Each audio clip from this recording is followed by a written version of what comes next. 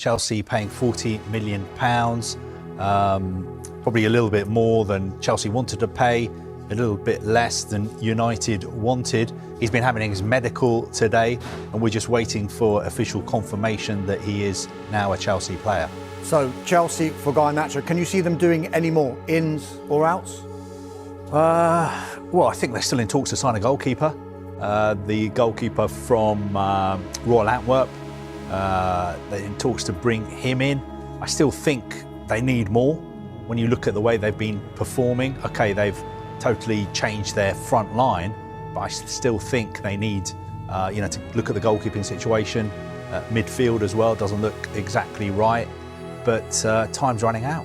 And what about Chelsea? Ins and outs there, potentially. You mentioned Garnacho. Do you think they can bring anyone else in, or Chelsea? On sales? Chelsea are always spinning plates. They're always trading players. Players are coming, players are going. I think there'll be more players coming in, more players going out. They're in talks to take Buonanotte from Brighton. Interesting deal for Chelsea to be taking a player on loan from Brighton. And Brighton saying this is just a loan, no option, no obligation. We're just sending him to Chelsea because he can't get into our side, but we think he'll get more game time at Chelsea. But I think obviously Chelsea missed out on Xabi Simons. They think financially this deal makes sense, and there's question marks over Cole Palmer's injury at the moment. So they do need another attacking midfielder, although when you look at their squad, Enzo Maresca has got plenty of other options as well. Sky Carvey says Chelsea loves spinning plates. Are Chelsea an agent's dream at the moment? In short, yes. Because Chelsea are always doing deals. There are some clubs that don't do as many deals, and they spend a bit more time deciding on whether or not they're going to take a player. But Chelsea, wow. I mean, Chelsea pay well.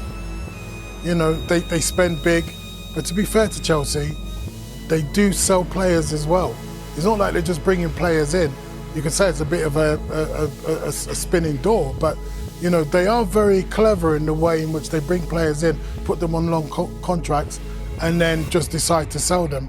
So as long as you're making money on players, the ins and outs make sense. But you're talking about Man United. The problem Man United have got is that a lot of the names you mentioned, they're selling them for less than what they got them for. And you can't keep doing that. So as long as Chelsea bring in players and then... you see, clubs bring in players, they play them, they might like them, they might not like them. But if you bring them in, you've got to make sure that you accrue a profit on them.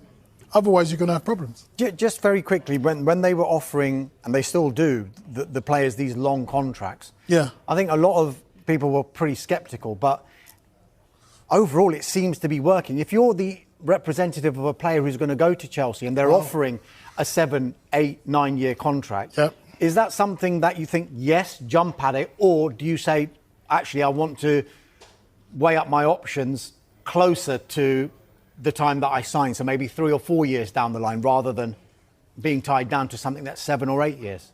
I spoke earlier about money agents. To a money agent, Chelsea is the golden land. Chelsea is Barbados sitting on the West Coast with a martini. Because if Chelsea are going to give a player a 9-year contract, an agent can say, I want 5 or 10% of that guaranteed contract and I want it paid like this. So yeah, Chelsea is a